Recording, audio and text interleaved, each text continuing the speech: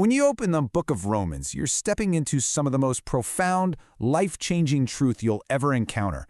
It's this incredible reality that doesn't just ask us to act better, but actually declares that in Christ we are fundamentally and completely different. So let's dive into this new existence that we find in Romans chapter 6.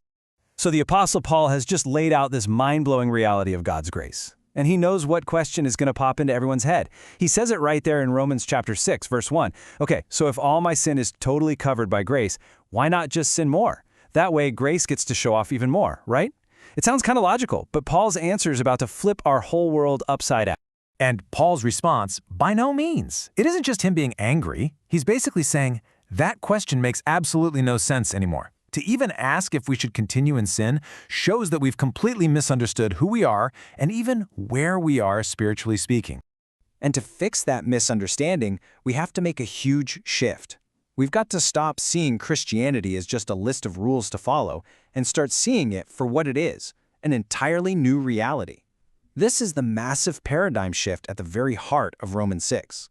Here's the common mistake we all make. We see our faith as a self-improvement project. Just trying a little bit harder to be a good person. But the deeper reality is so much more radical. We haven't just been given new instructions, we've been given a completely new identity. It's not about trying to be better, it's about being made new. The language Paul uses here isn't just a nice metaphor. It's ontological. Now that might sound like a big, complicated word, but it's crucial. It just means there's been a change at the very core of your being. The realm you live in, your legal status before God, your very identity, it has all been changed forever. And Paul's logic here is just ruthless. You have to get the order right. We don't try to clean up our lives, hoping that we'll eventually die to sin's power. No. The reality comes first. The fact is, in Christ, you have already died to sin, and because of that, you are now free to stop living under its control. So you're probably wondering, how in the world did this happen? Well, it happened through a decisive spiritual event that connects us to the most important moments in all of history, our being buried and raised with Jesus Christ himself. These three things are totally inseparable, and they are accomplished facts for every single believer. This isn't a to-do list for you to achieve. It's a done list that is true of you this very moment. Through faith, his death was your death, his burial was your burial, and his resurrection was your resurrection.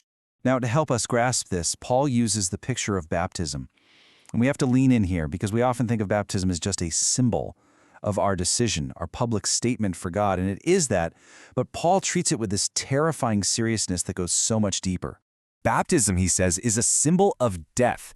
When you go under that water, it's a picture of a burial. Someone was supposed to stay down there, and that someone was the old you. The you that was a slave to sin, the you that was defined by Adam's failure. That person was executed. But you didn't stay down, did you? Just like Christ was raised from the dead by the glory of the Father, you were raised from that watery grave to walk in a totally new kind of life. And that's why grace doesn't lead to more sin. How could it? Grace kills the old you and creates an entirely new existence. Now, this resurrection isn't just something we hope for in the future, it's a power we have right now. This new life isn't something we have to work up on our own. We are now plugged in and living from a completely new source of power. So after explaining this whole new reality, Paul gives us the central command, the absolute pivot point for our daily lives. Right here in Romans chapter 6, verse 11. Consider yourselves dead to sin and alive to God in Christ Jesus. That word consider is so important. It doesn't mean pretend or try to feel like it. In the original language, it's actually an accounting term. It means to look at the facts on the books, to look at the reality of the situation, and then to draw the correct conclusion. We have to align our thinking with what is already true, no matter how we feel. So what's the reality on the books? The reality is that sin's power in your life has been decisively broken. It hasn't just been weakened or made a little easier to handle. No, its reign is over. It has been dethroned from its position of authority in your life. Now, you might still feel its pull. You'll definitely still wrestle with its temptations, but it no longer has any rightful claim on you. It has zero legal authority, no covenantal right, no mastery over someone who belongs to Christ. Its dominion is shattered. And this changes absolutely everything about how we face our daily struggles.